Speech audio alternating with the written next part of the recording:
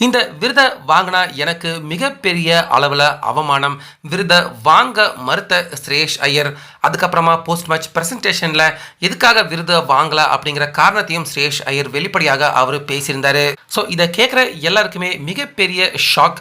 கண்டிப்பா ஸ்ரேஷ் ஐயர் அவருடைய ஸ்பீச்சை கேட்குறப்ப கண்டிப்பா ஏற்பட்டிருந்தது அப்படின்னு தான் சொல்லணும். ஸோ அந்த வகையில் நேற்று மும்பை பஞ்சாப் அணி 2 அணிகளுமே விளையாடுறப்ப கண்டிப்பா மும்பை இந்தியன்ஸ் அணி அவங்க தான் ஜெயிப்பாங்க அப்படின்னு பெரும்பாலான பேர் எதிர்பார்த்தாங்க. ஆர்சிபி ரசிகர்கள் அவங்க மட்டும்தான் பஞ்சாப் அணி ஜெயிக்கணும் அப்படின்னு எதிர்பார்த்தாங்க. மற்றபடி மற்ற எல்லா பொதுவான ரசிகர்கள் எல்லாருமே மும்பை இந்தியன்ஸ் அணி அவங்களுக்கு ஆதரவாக நின்று தான் சேர் பண்ணிக்கிட்டு இருந்தாங்க. ஆனால் ஸ்ரேஷ் ஐயர் அவர் மட்டுமே நின்று மும்பை இந்தியன்ஸ் அணியை வீழ்த்தி பஞ்சாப் அணியை பல வருஷம் கழிச்சு ஃபைனல்ஸ்க்கு உள்ள கொண்டு போயிருக்காரு.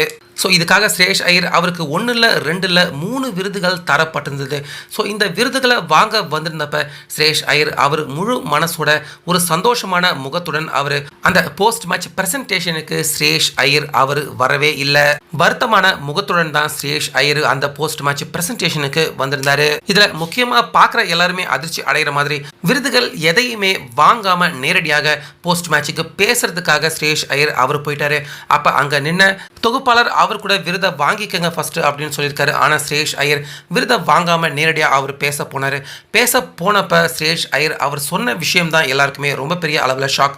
ஏன்னா கடந்த எலிமினேட்டர் 1 மேட்ச்சில் பஞ்சாப் அணிக்காக ஸ்ரேஷ் ஐயர் அவர் பேட்டிங் பண்ணிக்கிட்டு இருக்கப்ப பேட்டிங்லேயும் சரி பவுலிங்லேயும் சரி ஒரு கம்ப்ளீட் டீமாக இந்த தொடர்லையே பார்க்காத ஒரு மோசமான பஞ்சாப் அணி பர்ஃபார்மன்ஸை தான் ஆர்சிபி அணிக்கு எதிராக கடந்த ஆட்டத்தில் நம்ம பார்த்துருந்தோம்.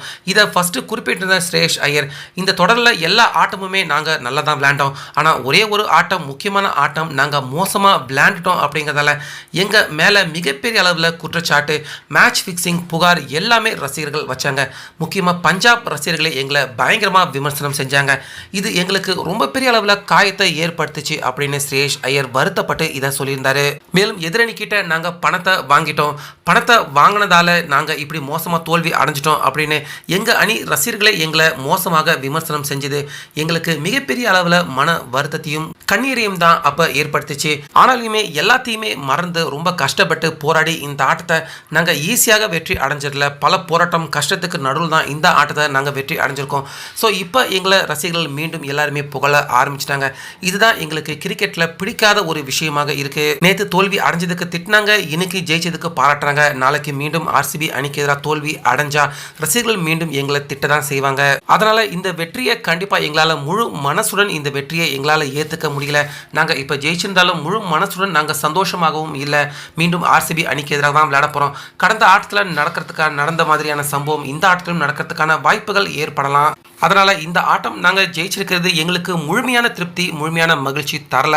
அதனால இந்த ஆட்ட நாயகன் விருது, இந்த விருதுகள் எல்லாத்தையுமே எனக்கு முழு மனசுடன் வாங்க விருப்பப்படலை அப்படிங்கிற மாதிரி போஸ்ட் மேட்ச்ல விருதை வாங்க வந்திருந்த ஸ்ரேஷ் ஐயர் அந்த விருதை வாங்காமலேயே சற்றே அவர் நகர்ந்து போனாரு. ஆனாலுமே அங்க நின்றுகிட்டு இருந்த அதிகாரிகள் எல்லாருமே கம்பல் பண்ணி ஸ்ரேஷ் ஐயர் அவர்கிட்ட அந்த விருதை கொடுத்துருக்காங்க. ஆனாலுமே ஸ்ரேஷ் ஐயர் அவர் வருத்தப்பட்டு பேசின விஷயம் தற்போது பஞ்சாப் ரசிகர்கள் எல்லாருக்குமே ஒரு மிகப்பெரிய ஒரு வருடல் கண்டிப்பா அவங்க எல்லாருக்குமே ஏற்படுத்தியிருக்கோம்.